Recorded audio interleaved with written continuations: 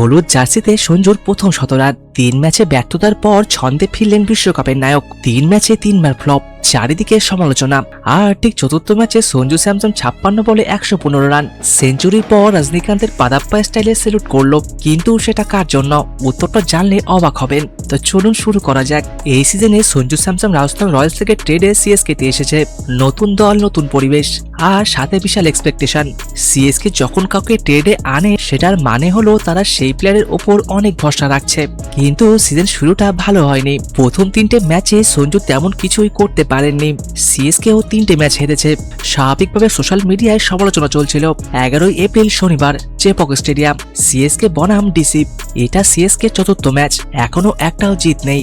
সঞ্জু পরে একটা মজার কথা বলেছিল, ম্যাচের আগে নাকি টিম মিটিং হয়েছিল, আর সেটা মাত্র 50 সেকেন্ডের। 3টে হারের পরও কোনো লম্বা লেকচার নেই, কোনো চাপাচাপি নেই। এটাই সিএসকে স্টাইল, শান্ত থাকো, নিজের কাজ করো। সঞ্জু নিজেই বলল এটা তার নিজের ব্যক্তিত্বের সাথে মিলে যায়।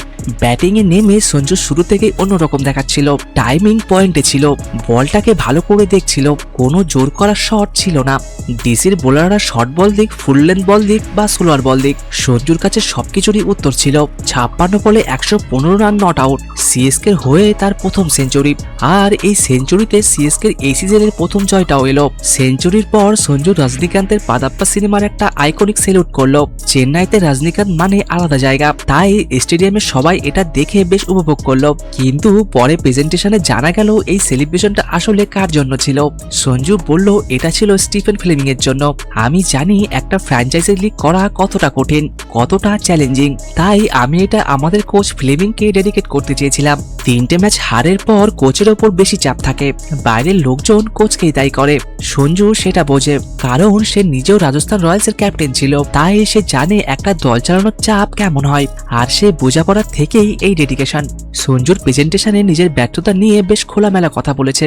সে বলল আমি অনেক ব্যর্থ হয়েছি, তাই ব্যর্থতায় আমাকে শিখিয়ে দিয়েছে কিভাবে ফিরে আসতে হয়। তিনি বলেন যখন ফর্মের বাইরে থাকো মাথায় অনেক চিন্তা ঘোরে, কিছু বদলাতে হবে কিনা, শর্ট সিলেকশন ঠিক আছে কিনা, কিন্তু 31 বছর বয়সে সে জানে যে উত্তরটা হলো বেসিকে ফিরে যাওয়া। সেই বেসিক কি? সঞ্জুর ভাষায় সঠিক মানসিক জায়গায় থাকা, বলটাকে বোলারের হাত থেকে ভালো করে দেখা, আর টাইমিং এ ফোকাস করা। কয়েকদিন আগে এটা নিয়ে আলাদা প্র্যাকটিস সেশনও করেছিলেন, আর সেটাই কাজে দিয়েছে। টি-20 ওয়ার্ল্ড কাপ 2026-এ সঞ্জু যে লেভেলে খেলেছিল, এই ইনিংসে সেই ছাপ ছিল।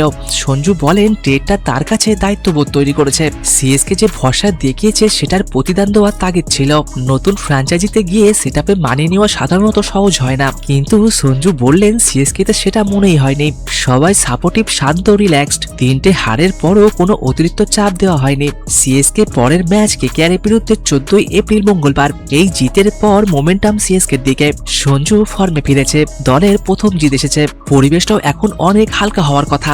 সঞ্জু যদি এই ধারা ধরে রাখতে পারে, সিএসকে সিজন এখান থেকে অনেকটাই ঘুরে যেতে পারে। তো বন্ধুরা, এটাই ছিল সঞ্জু স্যামসনের সেঞ্চুরি আর পাদাপ্পা সেলিব্রেশনের পুরো গল্প।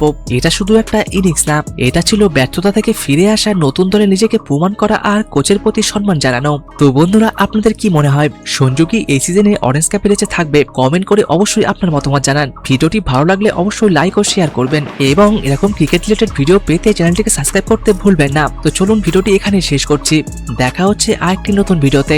ধন্যবাদ।